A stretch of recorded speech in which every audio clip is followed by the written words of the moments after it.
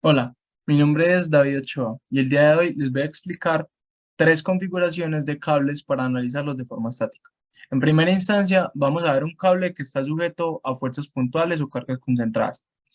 Entonces, en este caso se puede visualizar cuando entre dos torres o postes se ubica un cable ACB que debe soportar una gran cantidad de cablado eléctrico. Observes el caso descrito en la siguiente imagen. Entonces miramos la figura y en la figura tenemos las dos torres, el cable ACB y el conductor eléctrico como una carga puntual. Eso también se ve derivado en el diagrama de cuerpo libre, porque al ser una carga puntual podemos tomar ese punto C como una partícula, que se ve afectado por una tensión AC, una tensión CB y el peso W que genera el conductor eléctrico. Nos preguntan la longitud de los tramos AC y CB, la longitud del cable en su totalidad, los ángulos de los tramos, la tensión máxima del cable, la tensión mínima del cable y las tensiones de ambos tramos. Entonces, tenemos estos datos que nos dan previamente y hacemos un análisis geométrico que nos permite encontrar las longitudes y los ángulos. Entonces, por Pitágoras encontramos SB y SA, que son las longitudes de los tramos de AC, SA, y SB es CB. Entonces, tenemos que SA por Pitágoras es 32,2 metros y SB es 37,1 metros. Se hace una suma aritmética para encontrar la longitud total del cable y encontramos la longitud total que es 69,3. Ahora, los ángulos también por geometría encontramos que son tangente a la -1 de HB por XB. La tangente es el cateto opuesto sobre el cateto adyacente. Entonces el ángulo es la tangente a la -1. Y ahí encontramos los ángulos, teta A y teta B. El peso total del conductor lo hacemos a través de esta fórmula que relaciona la densidad del material, el diámetro del conductor, la longitud del conductor y la gravedad, ¿cierto? Ahí encontramos el peso total. Luego aplicamos ley de Newton, hacemos sumatoria de fuerzas en X igual a 0 y sumatoria de fuerzas en Y igual a 0 y encontramos el sistema de ecuaciones que tenemos acá. Lo analizamos como una matriz. Entonces, tenemos nuestra matriz A, la X, en este caso, vendrían siendo las incógnitas TAC y TCB, y la B es este vector columna que tenemos acá.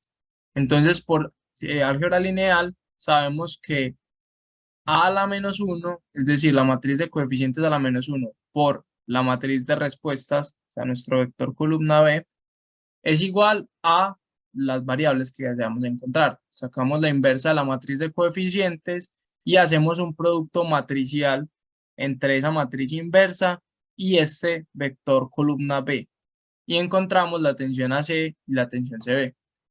También encontramos que la tensión mínima es AC y la tensión máxima es CB. Ahora vamos a la configuración 2. En la configuración 2, el cable está sujeto a cargas distribuidas. En este caso, el peso del conductor eléctrico se distribuye en todo el cable mediante tirantes. Tanto el peso del cable como el de los tirantes se desprecia y este adquiere la forma de una parábola y esta adquiere la forma de una parábola. En este caso, se puede observar entre dos torres o postes cuando un cable de longitud SAB debe soportar una gran cantidad de cablado eléctrico. Observamos la imagen, entonces se soporta de forma distribuida y en este caso el diagrama de cuerpo libre cambia. Entonces ese diagrama de cuerpo libre lo que nos muestra es que tenemos una tensión que va variando de acuerdo al punto donde se analice. Entonces nuestro diagrama de cuerpo libre general vendría siendo este, que es un corte en un punto P del cable y eso se ve reflejado ya en un lado A y en un lado B. Esos lados se toman a partir de este punto C. El punto C es el punto más bajo del cable. De ahí tomamos el tramo AC y el tramo CB. Y aquí tendríamos los diagramas de cuerpo libres para estos respectivos eh, tramos, AC y CB. Ahora bien, tenemos los mismos datos que para el caso anterior, pero en este caso XA sale de esta fórmula que nace del análisis geométrico del cable. Y XB vendría siendo L, que es el total entre las dos torres, menos XA. Y sacamos XA y XB. Luego sacamos el peso, que en este caso el peso, con la fórmula que ya habíamos trabajado, quitándole L, nos ayuda para encontrar el peso por unidad de longitud. Y ya para encontrar el peso total, es decir, el peso distribuido total, multiplicamos ese peso que habíamos encontrado con la fórmula por L, que es la longitud del conductor eléctrico. Luego, para encontrar las longitudes de AC y CB, tendríamos que integrar.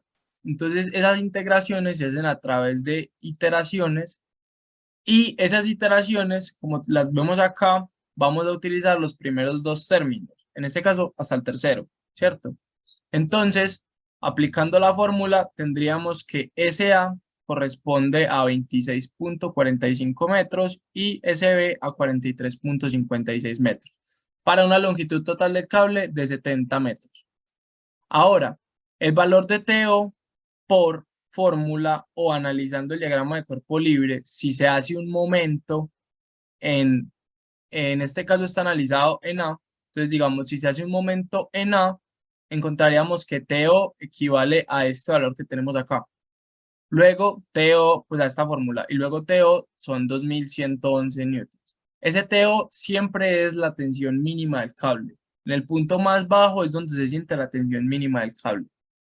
Ahora, la tensión AC y la tensión CB, por el diagrama de cuerpo libre de ambos tramos, hacemos sumatoria de fuerzas, ley de Newton, y tenemos que la tensión en A, pues en X, siempre va a ser TO, como vemos acá, porque si esta fuerza se distribuye en las componentes rectangulares, solamente hay componentes rectangulares en TBX o TAX y TO, entonces por eso son iguales. Y tendríamos que TAY y TBY corresponden al peso por la longitud, ¿cierto? Al peso por unidad de área, o sea, no W mayúscula, sino W minúscula.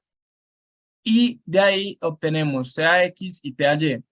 Y sacamos la magnitud con la fórmula y tenemos que TAC es 2594 y TCB es 3123.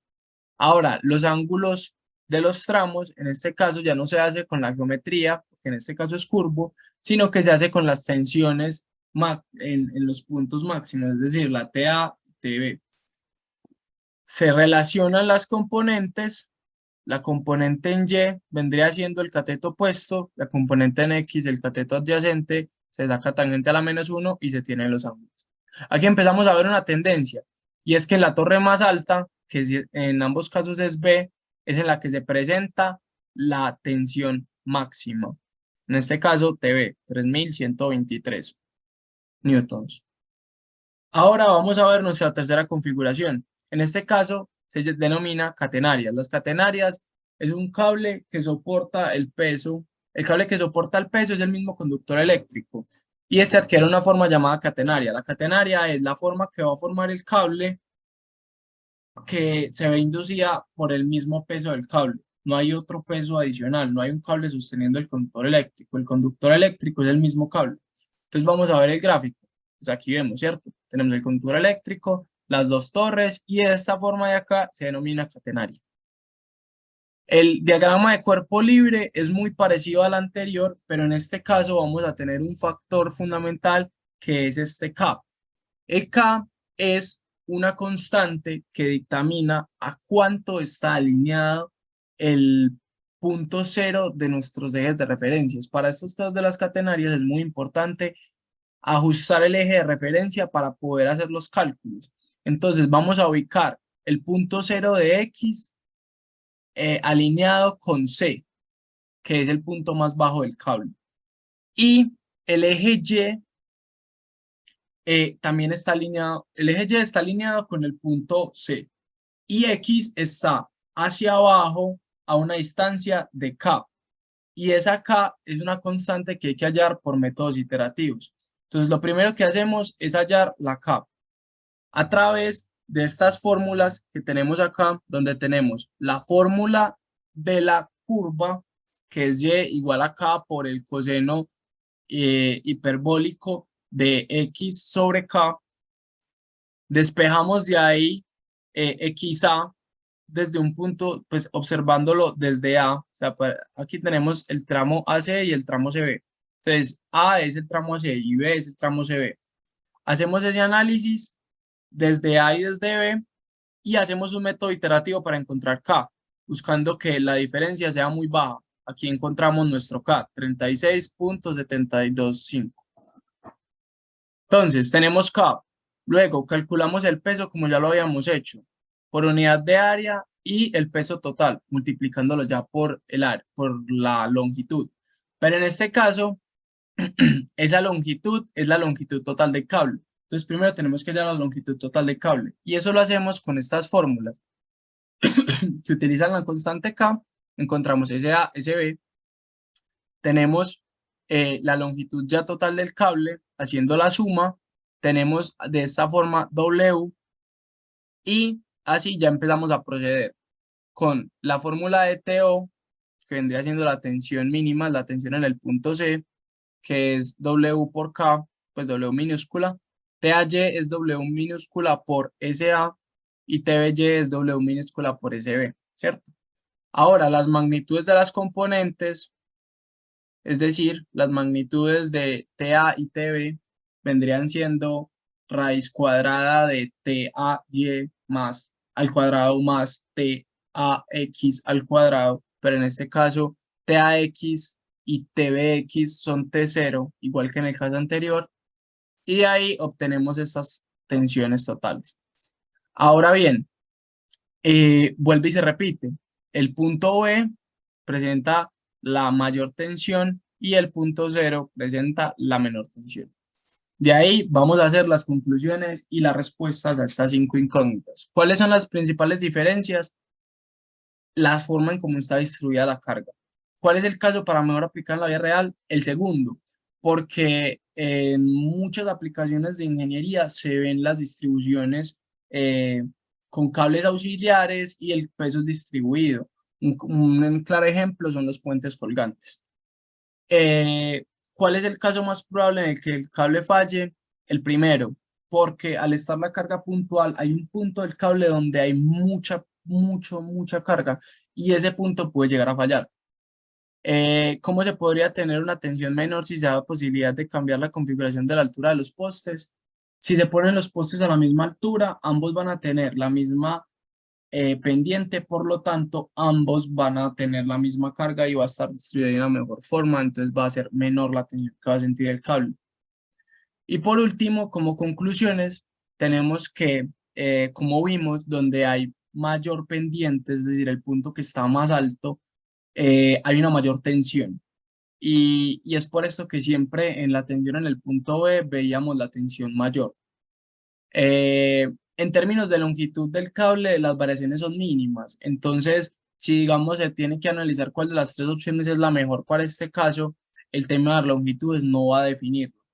Así que ahí viene la tercera conclusión y es que si tuviéramos que decir entre las tres cuál es la mejor para este caso de estudio, sería el tercer método, porque es el más óptimo, es el que menos carga siente, el que menos tensión siente en tanto mínima como máxima y por lo tanto hay un menor riesgo de fallo del cable. Y eso es todo. Muchas gracias.